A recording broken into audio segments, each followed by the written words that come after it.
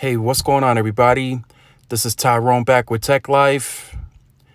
And in today's video, I wanted to share this interview with you guys from the CEO of Verizon. And what stood out to me is they are still confident that an impact on 5G can be met by 2021. Now, again, their strategy, it was already evident as of last year, would be millimeter wave, get the hard work done first, and then focus on the DSS and getting the spectrum incorporated from CBRS. So as you have more millimeter wave rolled out, as we see now, the Super Bowl has taken place in I want to say about less than 2 weeks.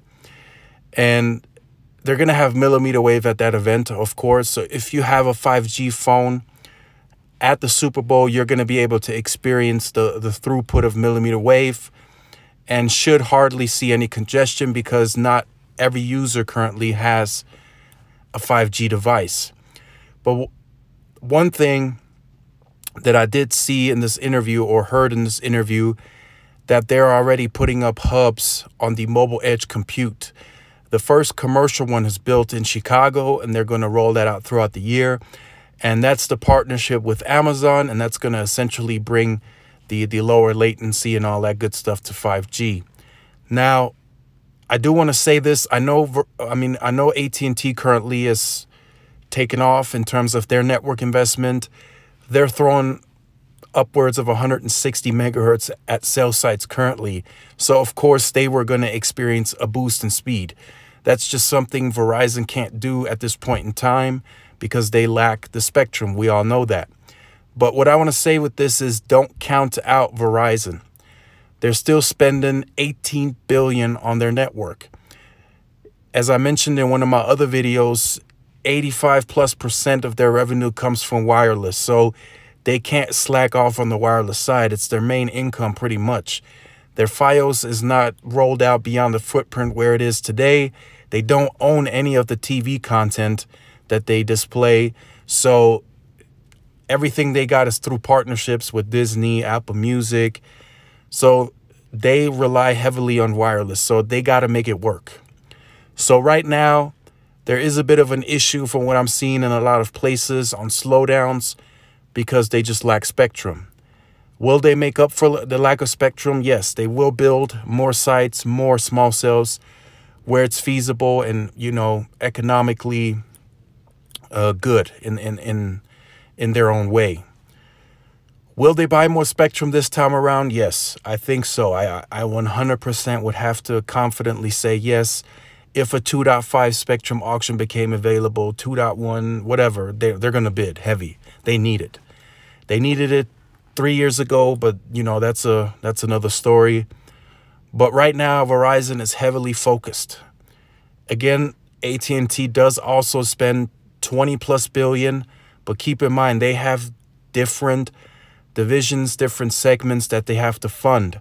Although this year, a higher percentage of their capital investment is going to wireless, it still won't be nearly as high as what AT&T is going to push on the wireless side, simply because they have pretty much only wireless to focus on.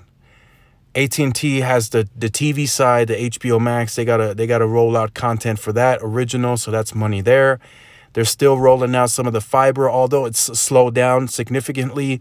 They're still pushing out fiber.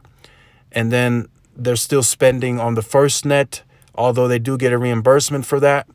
And then they're also spending on 5G and millimeter wave. So the money is split very well for AT&T. It's not going all to wireless. I can 100% tell you that. So there's the breakdown of that. So just keep in mind, don't count Verizon out. I think Verizon fights back in a major way. I think behind closed doors, they're coming up with an insane strategy that's going to cost a lot of money. Don't quote me on this, but there is a potential increase in their capital investment as well.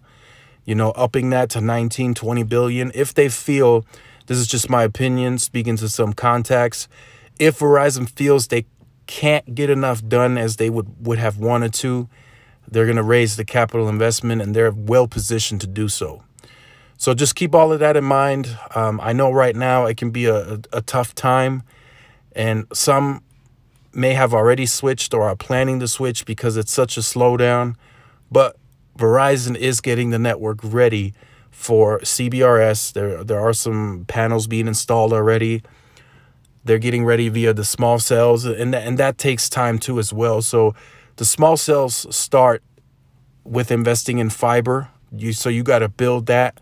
So you got to get the right-of-way permits to break up the street, put fiber underground.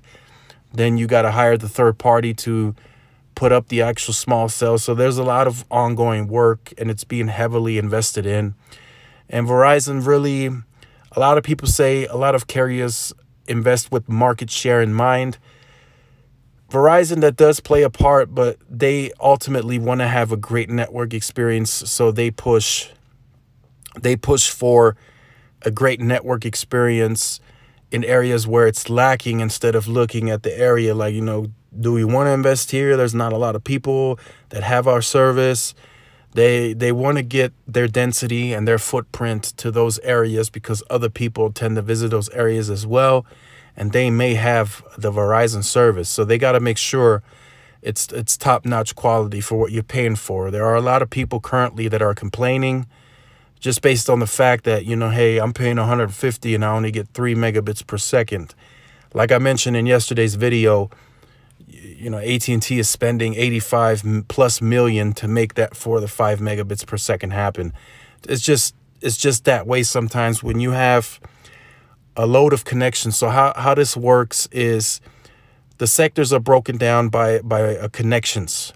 So it's counted at an hourly rate. So most carriers in markets where they have higher share, they're taking on 10,000 mobile connections hourly. That's data connections, sending text, calls, voice over LTE, and that's how that's broken down in terms of the congestion. So the carriers do the best that they can to offset that, but when you have 10,000 mobile connections hourly, it's just hard to do so. So you got to have top-notch network planning to plan ahead for everything. As soon as you see, hey, look, this sector is taking on 10,000 plus hourly connections, boom, we got to start planning small cells or another site within range to offload the sector. Or again, you can use split sectors or a fourth sector, but we'll get into that for another video because I got something that I want to share with you guys. So definitely stay tuned to the channel. Let me know what you think about all of this. I just wanted to make this video this morning because a lot of people are concerned about Verizon, that they've slowed down so drastically. But just keep in mind, there's still an $18 billion investment ongoing, could potentially increase 20 to 25%. Don't quote me on that, but I could see that happening just based on the fact that Verizon wants to really aggressively, by 2021, have an impact, a larger impact from 5G, and of course then start making some revenue from it. So if you're new to the channel, make sure you like, share, subscribe. Also hit the notification bell so you're notified when I upload content like this. Also follow all of the Tech Life social media outlets for more updates. And this is Tyrone with Tech Life, and I will see you guys in the next video. Peace.